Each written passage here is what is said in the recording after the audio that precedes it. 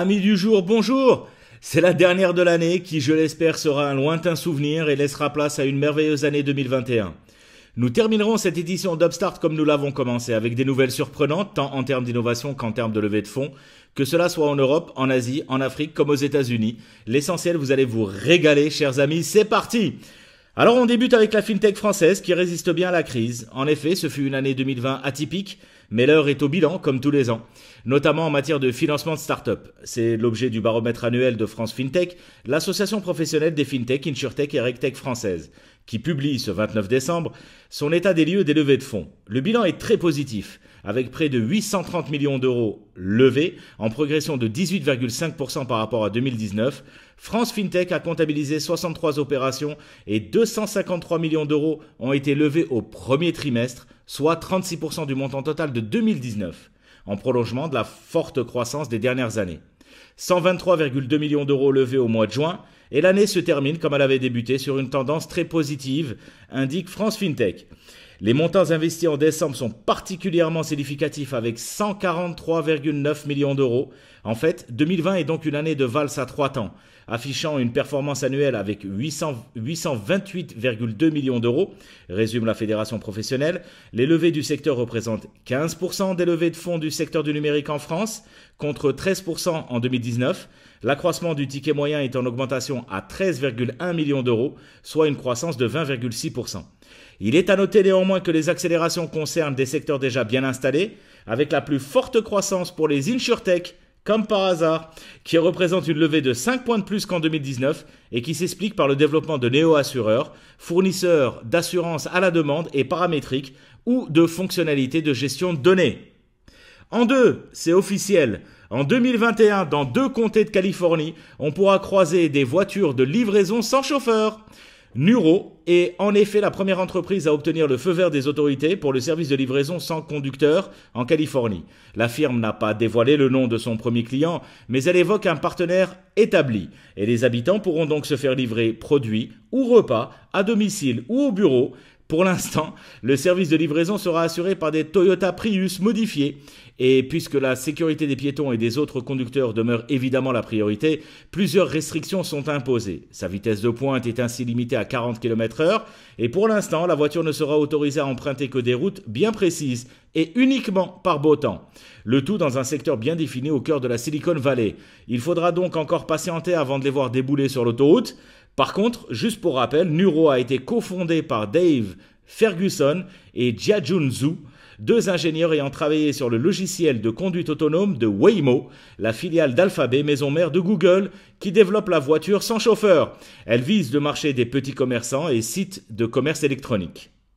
En 3, le marché des voitures électriques se développe à grande vitesse. Cependant, l'impossibilité pour certains utilisateurs potentiels de charger leur voiture sur leur place de parking est un frein important. Pour résoudre ce problème, Volkswagen a présenté un nouveau robot capable de charger les voitures électriques sans intervention humaine. Ce robot autonome est destiné à être utilisé dans les parkings souterrains et prend en charge l'intégralité des manipulations. Naviguer jusqu'au véhicule, ouvrir le cache sur la voiture, brancher le câble et le débrancher en fin de charge. Le processus peut être lancé depuis une application mobile ou directement par la voiture en utilisation de la communication Car2X. Volkswagen a soigné son apparence en lui donnant des yeux et un bruitage évocateur du robot, je vous le donne en mille, R2D2 de Star Wars. Il est important de vous signaler qu'un seul appareil est capable de charger plusieurs voitures grâce à des unités de stockage d'énergie portables, autrement dit des batteries sur roues. Le robot apporte l'unité et le branche sur la voiture avant de partir s'occuper d'autres véhicules. Il revient ensuite récupérer la batterie en fin de charge pour la connecter à une autre voiture ou la ramener à une prise murale. 4. Alors là, je vais vous scotcher. Mais quand je vous dis je vais vous scotcher, ça va être incroyable. Une équipe de chercheurs de l'école polytechnique fédérale de Lausanne, EPFL, en Suisse, ont mis au point un robot plus petit qu'un cheveu humain. Plus petit qu'un cheveu humain, je le répète. Capable de naviguer à l'intérieur des vaisseaux sanguins sans endommager les tissus. Leurs travaux viennent d'être publiés dans la revue scientifique Nature Communications. Le point de départ de cette recherche est le suivant. Une grande partie du cerveau reste inconnue, en particulier à cause du manque d'outils adaptés. Il est extrêmement difficile de naviguer dans le minuscule et tortueux système vasculaire cérébral sans provoquer de liaison tissulaire, explique le professeur assistant Selman Sakar. En principe, les médecins ont recours à des fils de guidage insérés dans des tubes creux appelés cathéters. Les scientifiques du laboratoire des systèmes microbiorobotiques, en collaboration avec le groupe du professeur Diego Guez, semblent avoir trouvé une solution. Un appareil microscopique qui pourrait s'introduire dans les vaisseaux sanguins les plus fins avec une vitesse et une facilité sans précédent. Dans les détails, l'appareil électronique est composé d'une pointe et d'un corps ultra flexible en polymère biocompatible. Pour le faire circuler dans les capillaires, les chercheurs ont misé sur l'énergie hydrocinétique qui correspond à l'énergie mécanique résultant du mouvement des liquides. Bon, écoutez, ce que vous voulez que je vous dise, c'est juste incroyable et c'est merveilleux quand la science et la technologie se mettent au service de l'humanité et de la médecine en particulier. En 5, l'entreprise chinoise Xiaobang a annoncé la clôture d'une nouvelle levée de fonds dans le cadre de sa série E+. Celle-ci s'élève, allez, juste un petit peu, 1,6 milliard de dollars grâce à des investisseurs tels que Tiger Global Management, SoftBank Vision Fund, Sequoia Capital China, FountainVest Partners et Alibaba Group. Avec ce nouveau tour de table, la firme souhaite continuer à développer ses fonctionnalités pour sa plateforme d'e-learning qui compte plus de 170 millions d'utilisateurs. Il y a 6 mois à peine, Xiaobang clôturait une levée de fonds à 750 millions de dollars menée par Tiger Global et FountainVest. Aujourd'hui, la firme fondée par Baidu en 2015 double la mise avec un nouveau tour de table à 1,6 milliard de dollars, ce qui monte le total de ses levées à 2,93 milliards de dollars depuis sa création. Alors, si Xiaobang n'a pas souhaité communiquer sa dernière valorisation en date, un rapport publié par Reuters au mois de septembre dernier estimait qu'elle pesait déjà à cette époque 10 milliards de dollars. En raison de ce succès, une application d'e-learning s'appuyant sur le machine learning pour prodiguer des cours en ligne, des leçons en direct et de l'aide aux devoirs à des élèves allant des classes de maternelle jusqu'à celles de terminale. À l'heure actuelle, Xiaobang revendique 170 millions d'utilisateurs actifs mensuels, c'est-à-dire 170 millions de personnes, 170 millions de personnes qui sont actifs, qui utilisent la plateforme par mois. Parmi lesquels 50 millions utiliseraient son service de façon quotidienne chaque jour.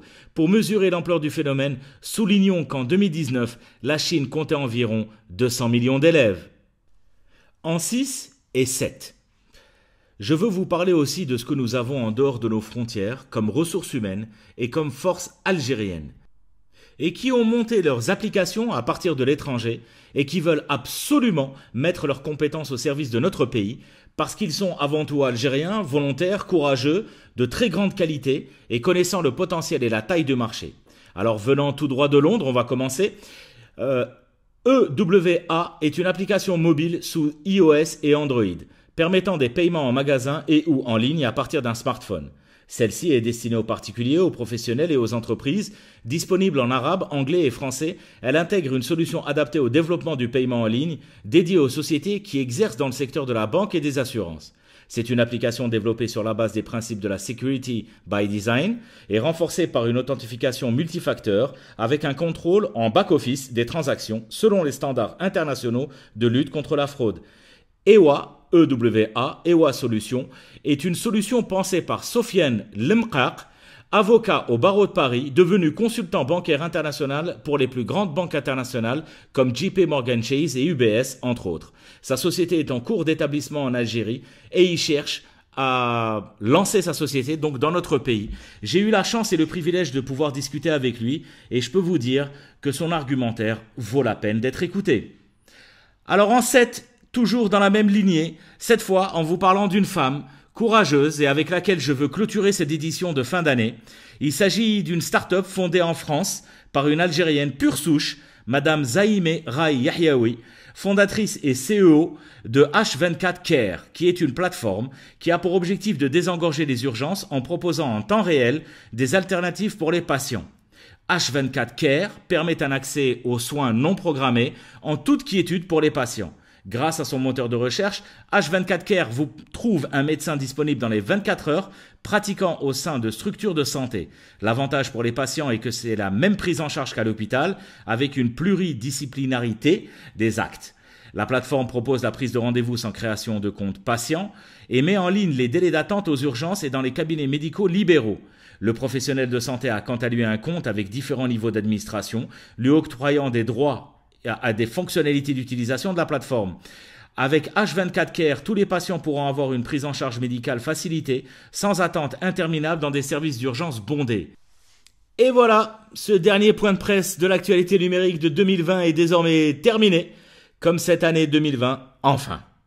Je vous souhaite de très belles fêtes de fin d'année. Je ne vous souhaite pas une bonne année 2021, même si je n'en pense pas moins. Mais vu comment ça s'est passé l'année dernière, je préfère voir ce que 2021 nous réserve. Mais en tout cas, tous mes vœux de bonheur, de santé, de prospérité pour vous, vos familles et vos équipes. Et je voudrais aussi, à titre personnel, vous remercier pour votre écoute durant toutes ces éditions que nous avons faites ensemble, qui ont rencontré un vrai franc succès en termes d'écoute et de vues. Merci pour votre gentillesse. Merci pour vos nombreux commentaires aussi instructifs que constructifs, car vous m'avez donné le plus beau cadeau qu'un homme comme moi puisse avoir, à savoir votre considération, votre amitié, et vous m'avez montré que le génie algérien n'était pas une chimère, mais une vraie réalité sur le terrain. Allah yahfadkom. Merci pour vos encouragements sur les réseaux sociaux, et en particulier sur LinkedIn et Twitter, et je veux vous dire ô combien j'ai une affection particulière pour vous, toutes et tous sans exception.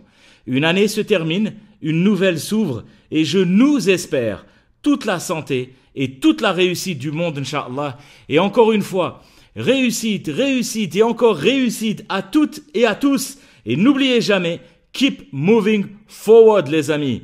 Alors on se retrouve la semaine prochaine, le même jour et pas à la même heure. Prenez soin de vous. Merci.